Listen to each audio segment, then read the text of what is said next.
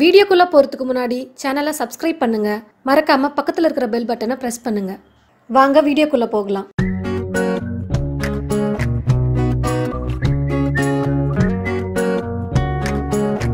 Welcome to Priya's kitchen.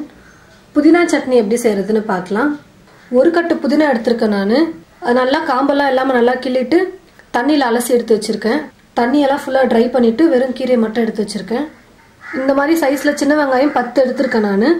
பச்சை மிளகா 2, சின்ன நெல்லிக்காய் சைஸு புளி எடுத்திருக்கேன். 2 ஸ்பூன் பக்கமாக தேங்காவை துருவி வச்சுருக்கேன். கடாய் நல்லா சூடு ஏறினதும் 2 ஸ்பூன் எண்ணெய் ஊற்றிக்கலாம். எண்ணெய் நல்லா காஞ்சிருச்சு. நம்ம எடுத்து வச்சிருக்கிற சின்ன வெங்காயத்தை போட்டு இதில் வதக்கிக்கலாம். வெங்காயம் நல்லா வதங்கிடுச்சு. எடுத்து வச்சிருக்க 2 பச்சை மிளகாவையும் இது கூட போட்டு வதக்கிக்கலாம். வெங்காயம் பச்சை மிளகா நல்லா வதங்கிடுச்சு. இப்போ நம்ம கேஸ் ஆஃப் பண்ணிக்கலாம். கேஸ் ஆஃப் பண்ணிவிட்டு அதுக்கப்புறமா புதினா போடணும். கடாயோட சூட்லேயே புதினாவை நல்லா வதக்கிக்கலாம். நான் அந்த சூட்லேயே புதினாவை நல்லா வதக்கிட்டேன். இப்போ அது கூட எடுத்து வச்சிருக்கிற தேங்காவே போட்டு சும்மா 2 பரட்டு பரட்டிக்கலாம்.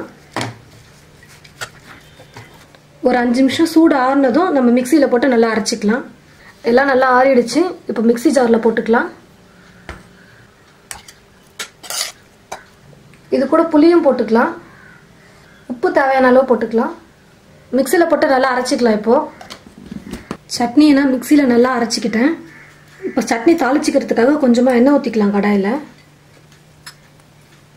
எண்ணெய் நல்லா காஞ்சதும் கடுகு போட்டுக்கலாம். கடுகு நல்லா பொரிஞ்சிருச்சு. ஒரு 1/2 ஸ்பூன் பக்கமாக நான் உளுத்தம்பருப்பு எடுத்து வச்சுருக்கேன். அதையும் போட்டு நல்லா வறுத்துக்கிறேன். பருப்பு நல்லா வறுந்துருச்சு. கேஸ் ஆஃப் பண்ணிக்கலாம்.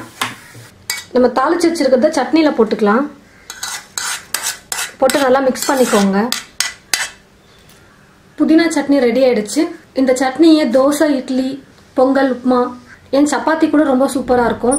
நீங்களும் இதை வீட்டில் ட்ரை பண்ணி பார்த்துட்டு கமெண்ட் பண்ணுங்க. எல்லாரும் பார்க்கணும்னு நினச்சிங்கன்னா ஷேர் பண்ணுங்க. பிரியாஸ் கிச்சன் சேனலை மறக்காமல் சப்ஸ்கிரைப் பண்ணுங்க. தேங்க்யூ.